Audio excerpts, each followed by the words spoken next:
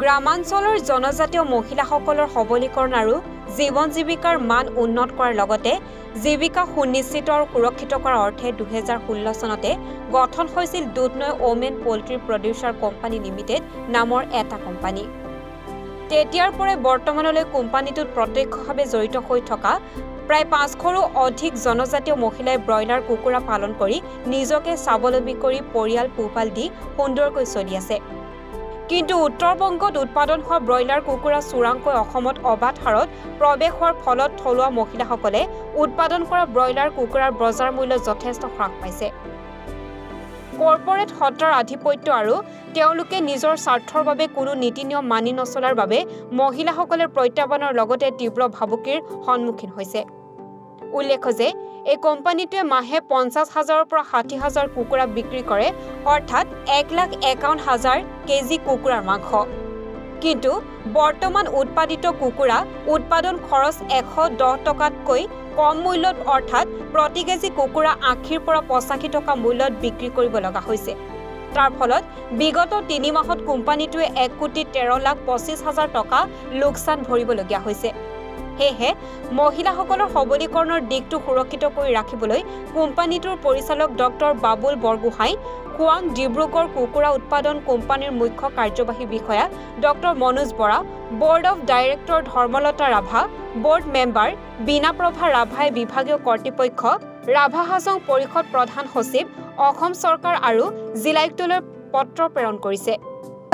আমি মুৰ্গী পালন কৰোঁতে আমি বেংকৰ পৰা লোন ল'ব লগা হৈছে আৰু আমি যিহেতু আমি দুখীয়া মহিলা হয়, আমি মুৰ্গী পালনৰ পৰাই আমি ঘৰ চলাই ল'ৰা ছোৱালীক স্কুল পঢ়োৱাৰ আদিৰ পৰা আমি বহুত খৰচাৰ পৰা আমি সহায় কৰি চলি যাব পাৰোঁ। ইয়াৰ লগতে আমি যদিহে আমি বজাৰত যদি ব্ৰইলাৰৰ ৰেট যদি নাথাকে আমি পৰিয়ালটো চলাব নোৱাৰিম। লগতে আমি কোম্পানীত বেংকৰ পৰা লোনখিনি আমি পৰিশোধ কৰিম। সেয়েহে চৰকাৰৰ ওচৰত আহ্বান মোৰ যেন আমাক মুৰ্গী বিক্ৰী কৰাৰ কাৰণে ভাল বজাৰ বিচাৰি দিয়ে চৰকাৰে। ইয়ে মোৰ অনুৰোধ আৰু কি চৰকাৰৰ পৰা।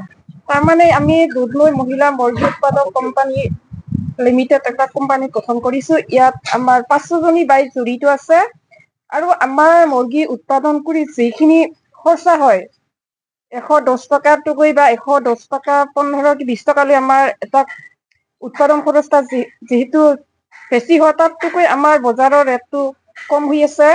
আমাৰ বৰ্তমান আজি 3 মাহ হ'ল বজাৰৰ ৰেট নাই আমাৰ মুৰ্গী বিক্ৰী কৰিবৰ কাৰণে। যিখিনি আমি উৎপাদন কৰি আছো তাৰ তুলনাত আমাৰ বজাৰৰ ৰেটটো খুবেই কম। তাৰ কাৰণে আমাৰ কোম্পানীটো চলাত বহুত অসুবিধা হৈছে। আমাৰ এই কোম্পানীত যিহেতু আমি মুৰ্গী পালন কৰিয়ে উপাৰ্জন কৰোঁ, ইয়াৰ বাহিৰে আমাৰ আৰু বেলেগ ইনকাম নাই। সেয়ে মই অনুৰোধ কৰোঁ যাতে আমাক মুৰ্গী বিক্ৰী কৰাৰ কাৰণে উপযুক্ত বজাৰ দিয়ে। সেয়ে মই ক'বলগীয়া। আপোনালোকৰ পৰিয়ালৰ ভৰণ পোষণ হয়, এখন মই নিজৰ লগতে আমাৰ পৰিয়ালটো এই মুৰ্গী উৎপাদন কৰিয়ে চলি আছো। যদি আমি এই মুৰ্গী উৎপাদন কৰি যিখিনি খৰচা হয় আমি যদি বজাৰৰ ৰেট নাপাওঁ কেনেকৈ পৰিয়ালটো চলিব নোৱাৰিম। সেয়ে মই ভাবোঁ যাতে আমাক মুৰ্গী ৰেটটো বঢ়াই দিয়ে, আমি যাতে ভাল বজাৰ পাওঁ। তাৰ কাৰণে মোৰ চৰকাৰলৈ অনুৰোধ থাকিল। আৰু আপোনালোকেতো নিশ্চয় কোনোবা বা এই ব্যৱসায় হয়, আমি এই কোম্পানীটো চলাবৰ কাৰণে আমি বেংকৰ পৰা লোন লোৱা হৈছে। যদি আমি মুৰ্গী পালনটো ভালকে কৰিব নোৱাৰো তেনেকে আমি লোনবিলাক কেনেকৈ মাৰিম। সেয়ে আমাক যাতে মুৰ্গীটো ভাল ৰেট পাৱাৰ কাৰণে আমাৰ চৰকাৰলৈ এটাই অনুৰোধ থাকিল। এয়া মোৰ ক'বলগীয়া। ধন্যবাদ। আপোনালোকে আমাৰ যিখিনি দুখীয়া ৰাভা আৰু বড়ো মহিলা আছে, প্ৰায় 500ৰো অধিক আমাৰ মহিলা ইয়াতে জড়িত হৈ আছে। কিন্তু অতি শেহতীয়াকৈ আমি যিটো অনুভৱ কৰিছোঁ যে বেংগলৰ পৰা বিশেষকৈ বহুত অধিক মাত্ৰাত যিখিনি ব্ৰইলাৰ আমাৰ ইয়াত সোমাই গৈছে, তাৰ বাবে আমাৰ যিখিনি মহিলা আছে এই মহিলাসকলে যিটো 110 টকা 1 কেজি উৎপাদনত আমাৰ খৰচা হৈ আছে, তাৰ ঠাইত কিন্তু আমি এতিয়া গড় হিচাপত বিগত 3 মাহত 98 টকাকৈ বিক্ৰী কৰিবলগীয়া হৈছে।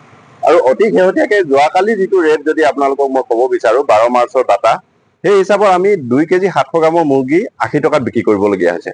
আৰু এই ধাৰাটো যদি অব্যাহত থাকে তেনেহ'লে আমি যিটো অনুভৱ কৰিছোঁ আগন্তুক হয়তো 2 মাহত আমি মাৰ্কেটৰ পৰাই নাইকিয়া হৈ যাব লাগিব। তেনে ক্ষেত্ৰত এই যিখিনি দুখীয়া মানুহে আজি এই কোম্পানীটোৰ ওপৰত ভৰসা কৰি চলি আছে, তেখেতসকলৰ জীৱিকাৰ প্ৰতি এক ভাবুকি স্বৰূপ এই মাৰ্কেটখন ভাবুকি স্বৰূপ হৈ পৰিছে। গতিকে আমি চৰকাৰক আহ্বান জনাইছো যাতে তেখেতসকলে এক উচিত পদক্ষেপ লৈ পেলাই এই মহিলাখিনিৰ জীৱিকা নিশ্চিত কৰে। সেয়াই মোক ক'বলগীয়া। দুধনৈৰ পৰা নৱজিৎ ৰাভাৰ ৰিপৰ্ট, এনি ভাৰত 24।